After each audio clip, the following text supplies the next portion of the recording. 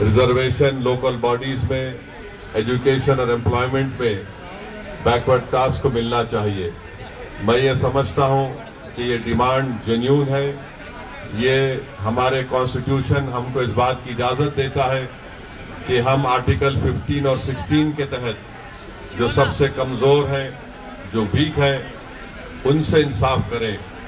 Article 14 में भारत का संविधान जिसको बाबा साहेब अम्बेडकर ने बनाया, वो आर्टिकल 14 ये कहता है कि इक्वालिटी की बात जब होती है तो सब्सटेंटिव इक्वालिटी की बात होनी चाहिए।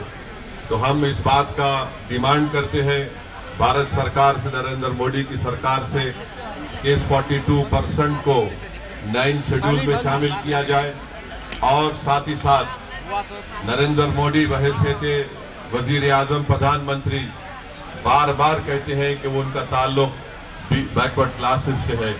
तो हम उनसे ये डिमांड करते हैं कि वो अपनी इस मोहब्बत को दिखाएं, भारत के पार्लियामेंट में एक बिल को लाएं और 50% रिजर्वेशन के कैप को ब्रेक करें, उस सीलिंग को ब्रेक करके इस मुल्क की 80% आबादी से वो इंसाफ करें।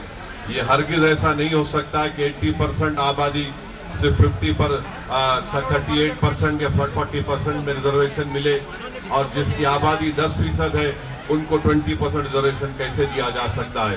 तो मैं अपनी पार्टी की जानिब से इस डिमांड का पूरा सपोर्ट करता हूं और आपको ये बात बताना जरूरी समझता हूं कि कैटेगरी बी, सी और ई में भी कई ऐसे मुसलमानों के बैकवर्ड क्लासेस भी हैं जिनको भी इससे फायदा पहुंचेगा। तो बहुत बहुत शुक्रिया आप तमाम लोगों का कि आपने मुझे आने का मौका दिया। हम इसकी तारीफ करते हैं।